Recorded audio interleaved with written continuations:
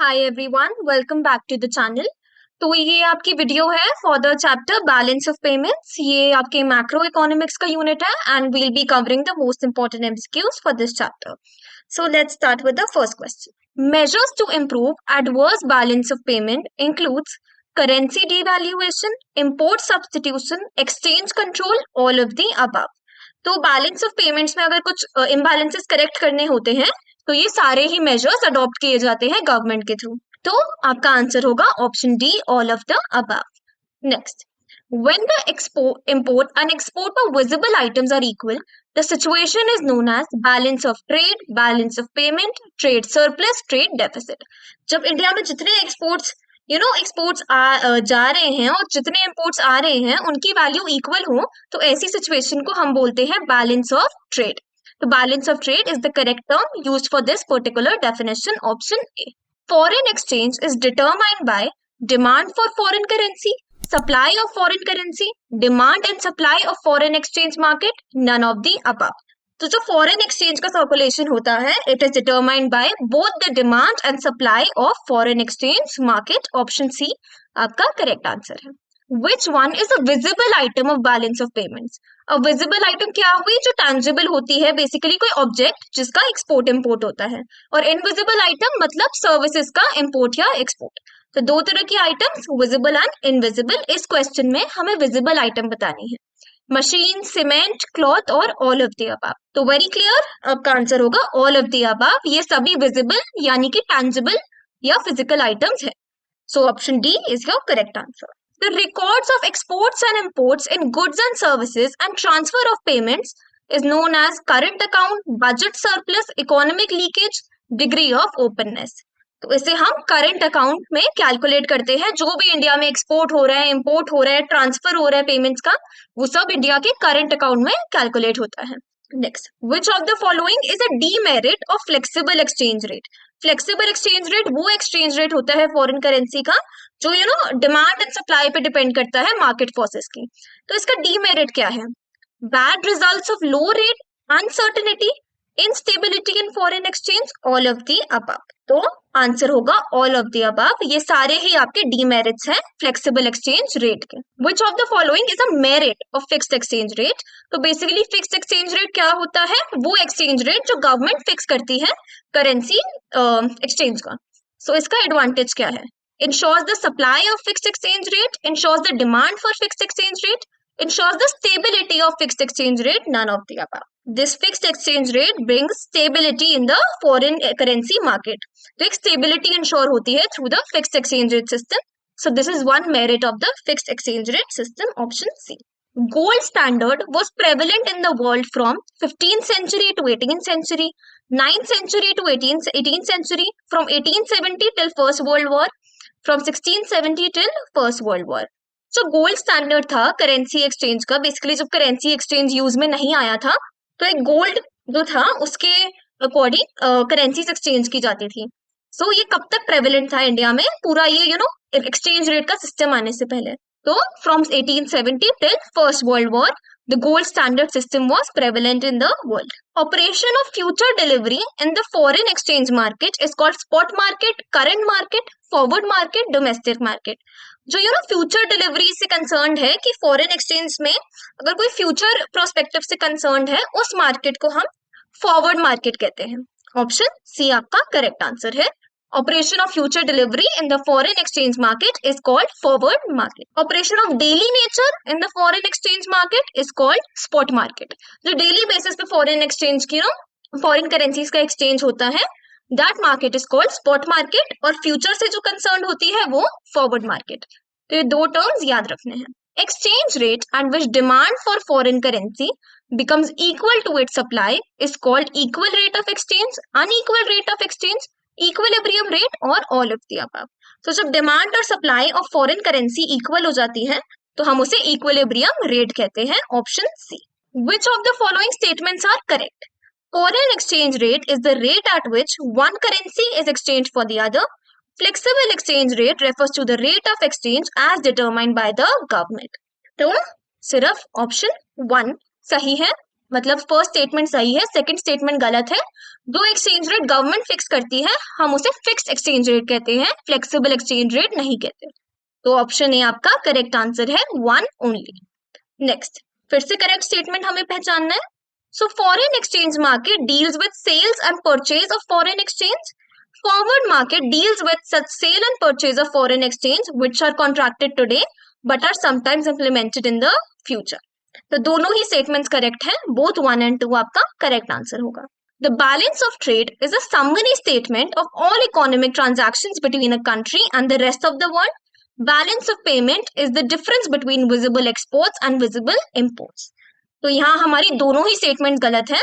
Summary statement of all economic transactions between a country and the rest of the world को हम balance of payment कहते हैं, और जो डिफरेंस होता है विजिबल एक्सपोर्ट और विजिबल इंपोर्ट के बीच में उसको हम बैलेंस ऑफ ट्रेड कहते हैं।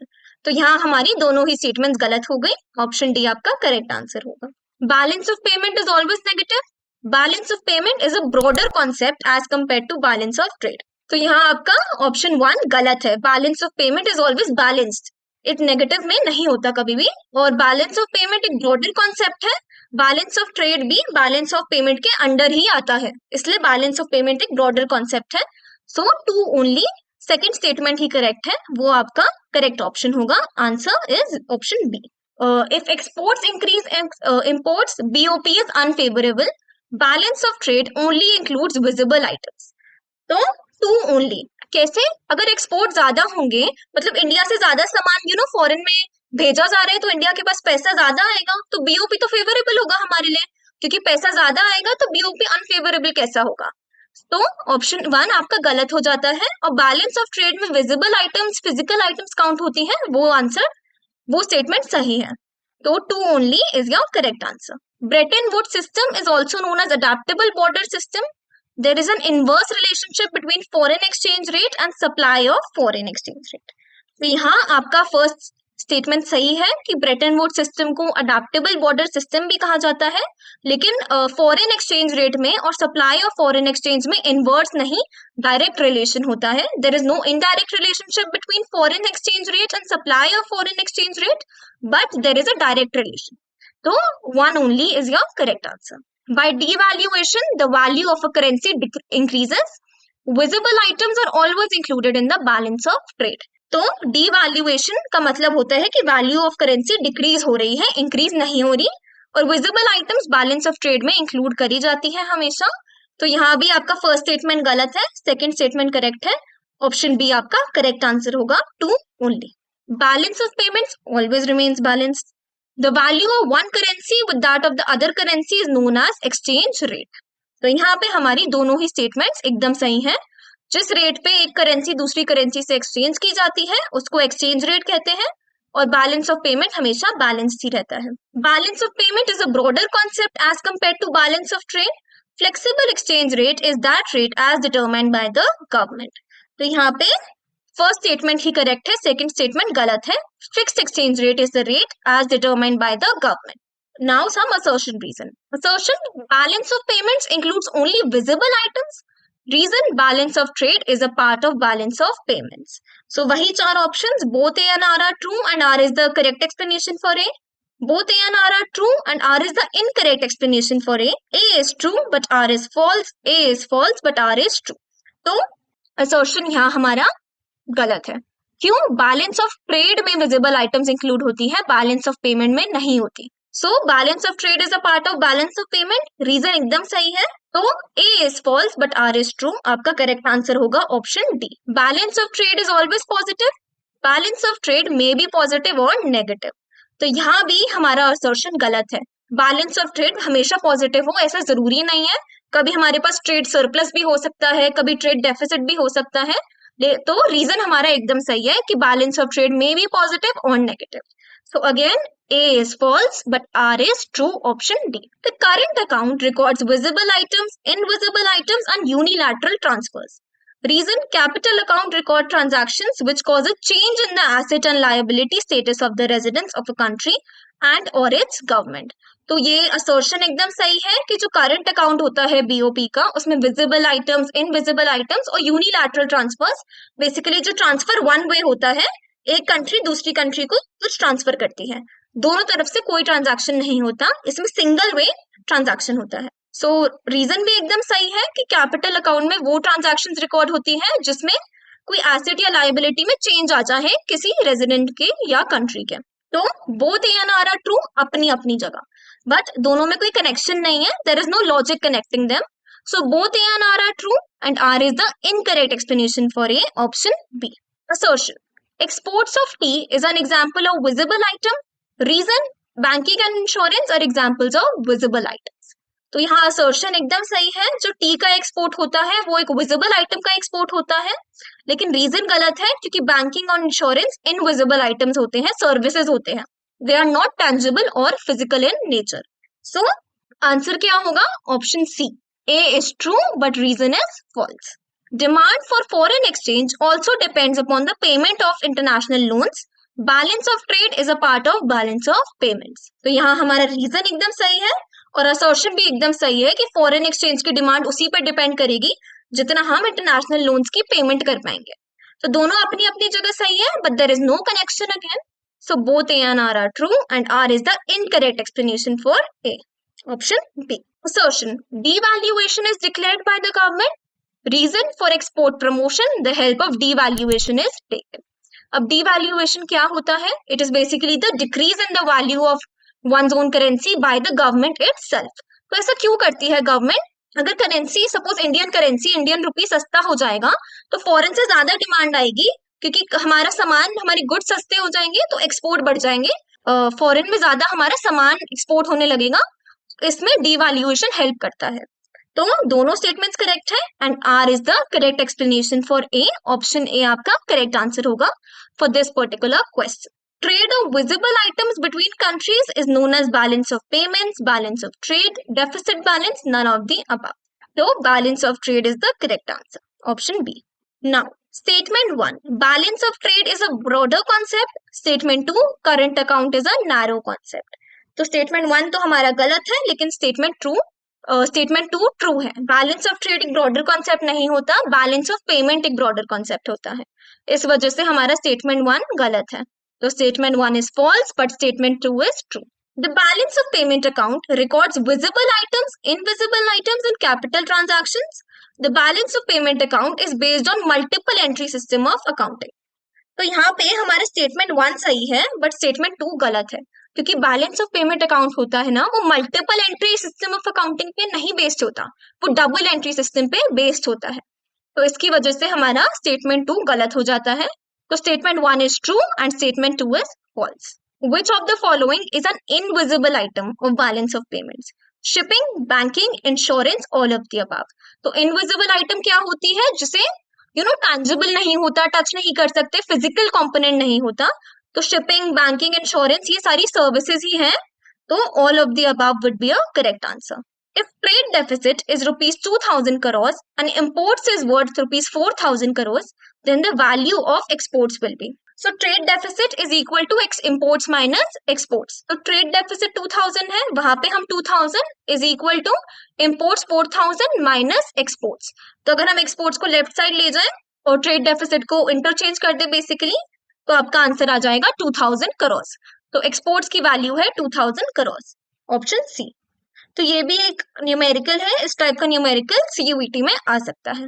Which of the following items will be included in the capital account of BOP? Capital account of BOP क्या आइटम्स इंक्लूड करता है? जिसमें किसी रेजिडेंट की या कंट्री के एसेट या लायबिलिटी में कोई चेंज आ जाए। तो हमें करेक्ट ऑप्शन सिलेक्ट करने हैं। An Indian buys a UK car company, a Swedish citizens buy shares of Reliance company, exports of Rajasthan's pottery to an Italian restaurant, Apple iPhones gifted by an Indian company to its employees. तो यहाँ आपका correct answer होगा 1 and 2। अगर कोई Indian UK में कोई car खरीदेगा तो उसके पास एक एसेट आ रहा है, और एक स्वीडिश सिटीजन शेयर्स खरीदेगा रिलायंस के तो उसके पास भी एक एसेट आ रहा है कुछ पे करके। तो ये दोनों 1 और 2 कैपिटल अकाउंट ऑफ BOP में इंक्लूड किए जाएंगे। तो आपका आंसर होगा option D 1 and 2। Which of the following statements is true about autonomous transactions?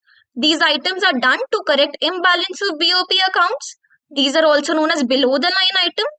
These only occur in the capital account of BOP. BOP is said to be surplus if autonomous receipts are more than autonomous payments. तो यहाँ हमारा fourth statement सही होगा कि BOP surplus में होता है अगर ऑटोनॉमस रिसीप्ट्स और मोर देन ऑटोनॉमस पेमेंट्स, मतलब गवर्नमेंट के पास पैसा ज्यादा आ रहा है BOP अकाउंट में, ना कि जितना वो पैसा पे कर रहे हैं, मतलब सप्लाई ज्यादा है मनी की इन द BOP अकाउंट। तो ये स्टेटमेंट आपकी एकदम करेक्ट है relating to the autonomous transactions. So autonomous transactions को बिलो द लाइन नहीं अबव द लाइन आइटम कहते हैं। तो ऑप्शन 4 आपका करेक्ट आंसर है। When nation is a borrower from other countries, it is called trade surplus, deficit in current account, surplus in current account, trade deficit. तो आपका answer होगा option B. अगर एक नेशन को किसी दूसरी कंट्री से पैसे बोरो करने पड़े हैं, मतलब there is a deficit in their current account, उसी को फुलफिल करने के लिए, उस डेफिसिट को कम करने के लिए they have to borrow money. So which of the following statements is true? If exchange rate changes from $1 equal to 70 rupees और 72 रुपीज टू 81, तो इसके क्या कॉन्सिक्वेंसेस होंगे? तो अगर $1 की वैल्यू पहले 72 थी लेकिन अब 81 हो गई है, मतलब हमारे लिए एज इंडियंस डॉलर महंगा हो गया, तो इसलिए हमारे imports will fall, imports will rise, exports will rise, national income will rise, national income will fall. तो यहाँ बहुत सोच समझ के आंसर करना है ऐसे क्वेश्चंस को। तो सबसे पहले इंपोर्ट्स फॉल हो जाएंगे, अगर डॉलर महंगा हो गया है तो इंडियंस क्यों इंपोर्ट करेंगे फॉरेन से सामान। नेक्स्ट एक्सपोर्ट्स राइज हो जाएंगे, क्योंकि फॉरेनर्स के लिए इंडियन रुपी और भी सस्ता हो गया है, तो एक्सपोर्ट ज्यादा होंगे इंडिया से, और इसी वजह से नेशनल इनकम भी इंक्रीज हो जाएगी इंडिया की। सो 1, 3, 4 आपका करेक्ट आंसर होगा option B. Next, dash measures are dash measures intended to correct some of the weakness that have developed in the balance of payment account. So, stabilization short term, structural reforms long term, stabilization long term, structural reform short term. तो ऐसे reforms को हम stabilization measures कहते हैं, जो short term के लिए implement किए जाते हैं, ताकि कुछ भी डेफिसिट है या प्रॉब्लम है बैलेंस ऑफ पेमेंट अकाउंट में तो उसे रेक्टिफाई किया जा सके। तो ऑप्शन ए आपका करेक्ट आंसर होगा। Capital account of balance of payments includes exports and imports of goods, receipts of loans from abroad, purchase of shares in foreign exchange, current transfers from abroad, repayment of international loans. तो capital account में receipts of loans include होते हैं, क्योंकि ये asset या liability में कोई change लाते हैं। परचेज ऑफ शेयर्स इंक्लूड होते हैं in foreign countries, and repayment of international loans include होते हैं, क्योंकि रीपेमेंट से लायबिलिटी कम हो जाती है। तो 2, 3, 5 आपका करेक्ट ऑप्शन होगा। Answer is option C. Which of the following statements are true?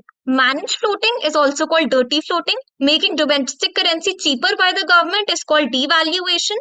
Exchange rate is determined by market forces of demand and supply is known as floating exchange rate. In fixed exchange rate, government fixes the exchange rate. तो कौन सी statements correct है? चारों ही statements हमारी correct है। तो option ए 1, 2, 3, 4 आपका correct answer होगा। Decrease in the value of domestic currency to foreign currency in fixed exchange rate system is called depreciation, devaluation, revaluation, appreciation. जब डोमेस्टिक करेंसी की वैल्यू फॉरेन करेंसी के मुकाबले कम करी जाती है फिक्स्ड एक्सचेंज रेट सिस्टम में। अब फिक्स्ड एक्सचेंज रेट सिस्टम कौन कंट्रोल करता है? हमारी गवर्नमेंट। तो जब गवर्नमेंट ही डोमेस्टिक करेंसी की वैल्यू रिड्यूस कर देती है तो उसे हम डीवैल्यूएशन कहते हैं। ऑप्शन बी आपका करेक्ट आंसर होगा, which is devalue. Transactions which are determined by the gap in balance of payments, whether deficit or surplus, is called dirty floating transactions, accommodating transactions, availability transaction और managed floating. तो ऐसी transactions जो balance of payments के gap को ठीक करने के लिए की जाती है, उसको हम accommodating transactions कहते हैं। Option B. Suppose the balance of trade of a nation exhibits a surplus of 20,000 crores. Import of merchandise of a nation is half the exports of merchandise to the rest of the world. Value of exports will be. अब trade surplus है तो हमारा formula क्या बना? Balance of trade is equal to exports minus imports. अगर पैसा ज्यादा आ रहा है गवर्नमेंट के पास, ट्रेड का सिस्टम फेवरेबल है, मतलब एक्सपोर्ट ज्यादा है, दैट इज वेरी क्लियर। तो 20,000 इज इक्वल टू, अब लिखा है import of merchandise is half the exports. तो अगर हम एक्सपोर्ट्स को x मान लें और इंपोर्ट्स को हाफ x मान लें, तो x minus half x is equal to 20,000। तो ये आपकी इक्वेशन बन गई। तो 1/2x इज इक्वल टू 20,000। तो इसको x की वैल्यू हमारे पास आ जाएगी 40,000 क्रॉस, और हमें क्या चाहिए था? Value of exports. तो value of exports is 40,000, half the value करेंगे तो वैल्यू ऑफ इंपोर्ट्स 20,000, और इसी से आप कंफर्म भी कर सकते हो आपका BOT 20,000 है, तो एक तरह से आपका आंसर सही है, इस तरह से आंसर कंफर्म भी हो गया। तो ऑप्शन बी आपका करेक्ट आंसर है। एंड ऐसे क्वेश्चन में मैं बोलूंगी कि आप एक वेरिएबल ले लें तो इजी हो जाएगा सॉल्व करना, जैसे एक्स वाई अज्यूम कर लें एंड फिर ऐसे क्वेश्चंस में फॉर्मूला अप्लाई करें। Choose the correct statement. Floating exchange rate is determined by the demand and supply of dollar. Floating exchange rate is determined by the supply of a particular currency. Floating exchange rate is determined by the total stock of gold reserve. Exchange rate is determined by the relative supply and demand of currencies. The floating exchange rate is determined by the relative supply and demand of currencies. तो option D आपका correct.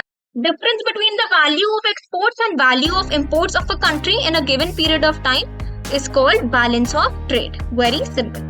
So that was all for this video. I've covered almost all the important MCQs for balance of payments and foreign trade. So please practice these MCQs and please like, share and subscribe the channel in case you like the video. Thank you.